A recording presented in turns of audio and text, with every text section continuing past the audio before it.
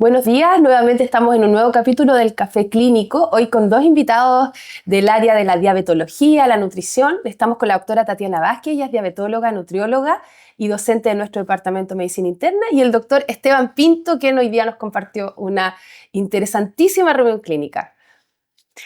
Hola, buenos días. Sí, hoy día pudimos conversar, el doctor Pinto nos instruyó acerca del tema de páncreas graso. Entonces, para comenzar, le quería preguntar, doctor, si usted nos podía contar en qué consiste este concepto de páncreas graso y cuáles podrían ser sus posibles implicancias. Muchas gracias por la invitación a este programa, a la Bienvenida. reunión. Es un cúmulo de grasa intrapancreática anormal y difusa. Y si uno lo llevara a un porcentaje, estaríamos hablando en algunos reportes a las 6,2%, pero hasta un 10%. Entonces, en general hablamos sobre 10% de grasa a nivel del páncreas. Y la implicancia, yo les mostraba en la presentación de que muchas preguntas al inicio, si era un factor de riesgo, si era simplemente un hallazgo o una enfermedad incluso, se ha visto de que podría ser la génesis o parte de la génesis de enfermedades tan importantes como el cáncer de páncreas, pancreatitis aguda, pancreatitis crónica y otros tipos de diabetes que podemos hablar después como la diabetes tipo 3C o pancreatogénica. Perfecto. Siempre habíamos escuchado sobre el hígado graso, ¿cierto? Yo creo que ya es un concepto muy conocido por todos. En relación al riesgo cardiovascular, ¿qué se sabe sobre este páncreas graso que hoy día pudimos aprender? Páncreas graso se asociaría a obesidad, ¿ya? Se piensa en gran proporción, ya hay que pensar que 40 y tantos % de las personas en Chile, acá el 2025, viven con obesidad acá en Chile, ¿ya? Y se asociaría a síndrome metabólico y a obesidad también, ¿ya? Pero esa es una proporción de los pacientes. Interesantemente, esto habla también de pacientes con normopeso o bajo peso que tendrían también este páncreas graso. Ahora eso asociaría a varias cosas en relación, por ejemplo, a un paciente con obesidad más este páncreas graso agregado podría ser aumento de riesgo cardiovascular, ¿cierto? Aterosclerosis, mayor riesgo de infartos cerebrales, al corazón, etc. Y en relación a diabetes, usted nos comentaba en la charla que hay una relación probablemente bidireccional entre páncreas graso y diabetes. ¿Nos podría explicar un poco más eso? Claro, lo que pasa es que la acumulación a nivel del páncreas de grasa podría motivar en el fondo que haya destrucción de células beta pancreáticas y también reemplazo de células acinares también desde el punto de vista del plano exocrino por adipocitos. Por lo tanto, tendríamos no solamente relación con la diabetes tipo 2, que es la más habitual, ¿cierto?, que ustedes conocen, Sí. sino que con la diabetes tipo 3C, que es la pancreatogénica secundaria enfermedad del páncreas exocrino. O sea, tendríamos la obesidad, sobrepeso como uno de los factores, pero también agentes desde el punto de vista incluso depósitos de hierro, depósitos de cobre, toxinas y otros factores que desarrollarían, ¿cierto? Se asociarían a una diabetes tipo 2, a más posibilidades de pancreatitis aguda, pancreatitis crónica, pero también de esta enfermedad del páncreas exocrino secundaria ya a esas complicaciones como la pancreatitis aguda, la pancreatitis crónica, la fibrosis quística, etc.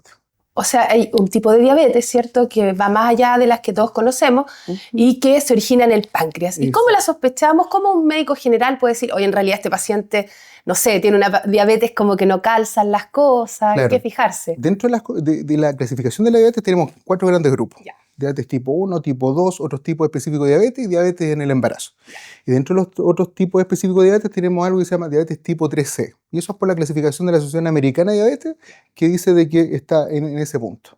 Ahora, esa es una diabetes secundaria a una enfermedad pancreática en el fondo subyacente. Por ejemplo, un paciente que tenga una pancreatitis aguda, pancreatitis crónica, un cáncer de páncreas, tenga una pancreatectomía total o también distal, por ejemplo, o parcial, vamos a tener que sospechar este tipo, ¿cierto?, de diabetes que se llama pancreatogénica. Junto con eso, con la anamnesis, porque una simple anamnesis para un médico general podría determinar, acá hubo un evento pancreático asociado a mi diabetes después.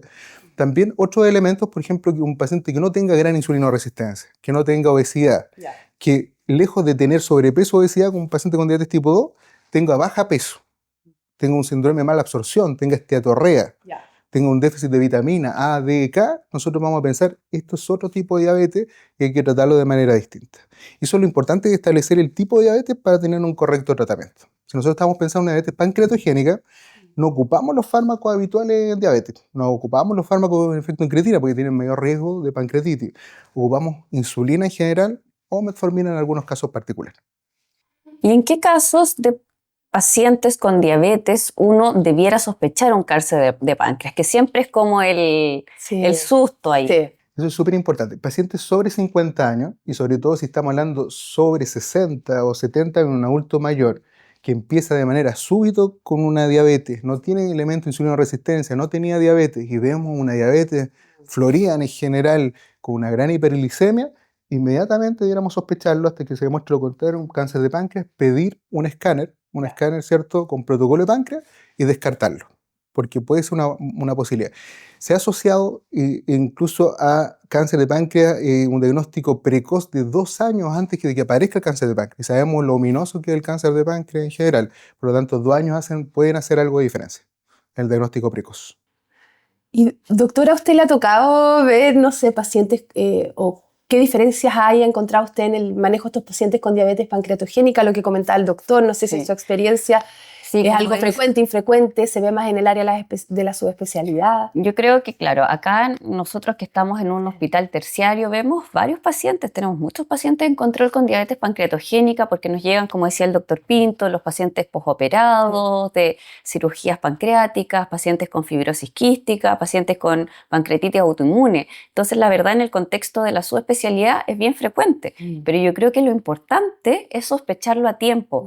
Cuando uno puede ver que una diabetes se presenta de una forma atípica, pensar que no siempre va a ser una diabetes tipo 2, pensar que puede ser una enfermedad pancreática benigna o un cáncer de páncreas o eventualmente una diabetes también autoinmune de comienzo en el adulto.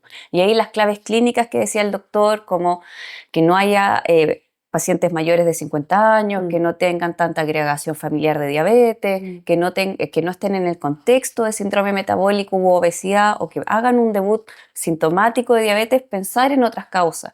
Al principio las vamos a tratar con insulina igual. Si un paciente tiene una diabetes descompensada, sospechamos otra causa. Pero igual es importante hacer un diagnóstico diferencial porque el manejo va a ser diferente. Y una cosa que es muy importante destacar es que se asocia hipoglicemia. Piensen de que hay destrucción de las células beta pancreáticas, de células alfa que producen glucagón. Por lo tanto, los pacientes tienen hipoglicemia y pueden tener hipoglicemia severa. Por lo tanto, el manejo tiene que ser muy estricto y, por ejemplo, si un paciente tiene una pancreatitis autoinmune, controlarlo, el médico que lo está controlando, bien cercanamente, porque pueden tener mayor riesgo de esta hipoglicemia y severa. Y no confiarnos con esa, ¿cierto? La hemoglobina glicosilada también puede ocultar muchas cosas. En el fondo, oye, una excelente hemoglobina glicosilada. De hecho, para nosotros una de las diabetes de más difícil manejo son las diabetes secundarias a un daño pancreático avanzado, porque no solo tenemos la diabetes por falta de insulina, también tenemos mucho mayor riesgo de hipoglicemia por la falta de glucagón y además cuando se asocian a insuficiencia pancreática exocrina tenemos alteración de la absorción y del metabolismo de los hidratos de carbono. Así es que ese es un escenario bien complejo para nosotros y que claramente requiere atención de especialidad. Son pacientes adelgazados, son pacientes que no tienen obesidad ni sobrepeso. Exactamente, entonces ahí necesitan no solamente ver la parte endocrina porque necesitamos agregarle enzimas pancreáticas. O sea, el gastroenterólogo solo no va a poder manejar bien el paciente, el diabetólogo solo tampoco va a poder manejar, tenemos que trabajar unidos. Eso es súper importante, la unión del equipo multidisciplinario. Y no solamente los médicos, ¿cierto? Los especialistas, sino que los médicos internistas y los nutricionistas, las nutricionistas, todo el equipo de salud. La primaria, sospecharlo, también ¿cierto? sospecharlo. Decir, esto no calza. Yo Qué interesante lo que mencionaba, disculpe, sobre eso, como de pensar en esto del cáncer de páncreas, porque normalmente uno ve pacientes con cáncer de páncreas en etapas muy avanzadas y quizá uno podría ganar un poco de tiempo sospechándolo previamente, Exacto. como decía. Y más que sea inusual el tipo de diabetes, está mal clasificado. Yo les mostraba que hasta un 49% de los pacientes están mal clasificados. Dicen diabetes tipo 2, pero son diabetes pancreatogénicas. Y por eso los tratamientos, si nosotros instauramos bien un tratamiento, que son en diabetes, en todos los tipos de diabetes, un diagnóstico claro desde el inicio, un tratamiento que corresponde desde el inicio, vamos a evitar las complicaciones agudas y crónicas en el paciente. Eso es lo importante. Interesante. ¿Cómo llegó a interesarse, doctor, por este tema? Ya un concepto nuevo, yo creo que hoy día todos nos fuimos con esa sensación, ¡ay, páncreas graso! Claro. Corría el año 2018, y yo tuve la posibilidad de hacer la beca de subespecialidad en la Universidad de Chile, en el Hospital Clínico. Conocí al doctor Soltenberger a propósito de un caso, ¿ya? Un caso de pancreatitis autoinmune. El doctor Soltenberger es un gastroenterólogo muy destacado, pancreatólogo, que me habló en algún momento, en una conversación de pasillo, sobre la existencia del páncreas graso. Me llamó la atención de 6 minutos. Yo hice una revisión allá como becado en esa época. Y no había nada de información. Y con los años yo he estado mirando y todo, y ya tenemos información muy importante.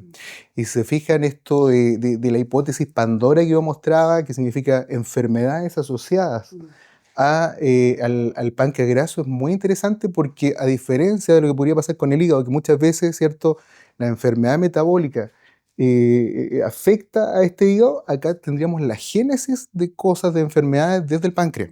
Entonces eso es lo que hace una diferencia. No sabemos para dónde va a llegar, y como les decía, hay múltiples preguntas. Yo trataba de responderle a la presentación. Sí. Si era un hallazgo, claramente un hallazgo frecuente, estamos hablando 30% de la población tendría páncreas graso. Es un factor de riesgo claramente para diabetes, para la otra enfermedad, y probablemente una enfermedad. Tiene signos clínicos claros, ¿ya? Y es muy interesante eso. Noticia en desarrollo, parece. Sí. Por último, si es que uno puede pedir como hallazgo probablemente, porque como dices, los colegas no están tan acostumbrados a informar páncreas graso en una ecografía, que es difícil de ver, y a lo mejor en el escáner, que se ve mejor, pero no se informa. Pero eventualmente a uno le aparecen en algunos informes aumento en la infiltración, grasa pancreática o páncreas graso. ¿Qué recomendación le daría usted a ese colega para dirigir el estudio o el manejo de ese paciente? Claro, va a depender del contexto. Si yo, por ejemplo, tengo un paciente con antecedente del papá o mamá con cáncer de páncreas, cuidado, yo estaría midiendo esa cantidad de grasa pancreática. Eso por la relación que puede existir. Por ejemplo, muy interesantemente yo les mostraba de que en la presentación de que podríamos ocuparlo, por ejemplo, un paciente que va a ser sometido a una cirugía bariátrica, ¿ya? Para destacar el pre y el post. Por ejemplo, un paciente con una diabetes que estaba con insulina, con fármacos, que llega, se opera y tiene una diabetes en remisión. Sería interesante ver la cantidad de grasa pancreática, porque eso se asociaría, en el fondo, a la estructura del páncreas, la cantidad de grasa pancreática, e incluso a la remisión de diabetes. Entonces, en esos pacientes también trataría de seguirlo y buscarlo. Ahora, el páncreas graso, como les digo, es una noticia en evolución. No sabemos todavía para dónde va a ir. No podemos estarle pidiendo a todos los pacientes, en el fondo, porque significan recursos. Estamos hablando de un escáner, una resonancia magnética. El escáner es radiación, resonancia magnética, el costo es elevado, pero en cierto grupo de pacientes con mayor riesgo de estas enfermedades que nacerían, ¿cierto?, desde este páncreas graso, sería muy interesante, sería costo efectivo. Llámese esto de la pancreatitis aguda, pancreatitis crónica, por ejemplo, un paciente con pancreatitis crónica, habría que buscarle claramente el páncreas graso. Antecedente de cáncer de páncreas, o personal o familiar, también sería interesante. Y si tenemos una diabetes pancreatogénica, yo también le pediría también imágenes como para verlo. Y dirigidamente solicitar, ¿cierto?, que se informe, para que lo que no buscamos no lo vamos a encontrar. Que acuérdense de que tiene múltiples nombres, o sea, es esteatosis pancreática, páncreas graso, lipomatosis pancreática, infiltración pancreática en el fondo de grasa, etcétera. Pero páncreas graso es como claro y es muy gráfico.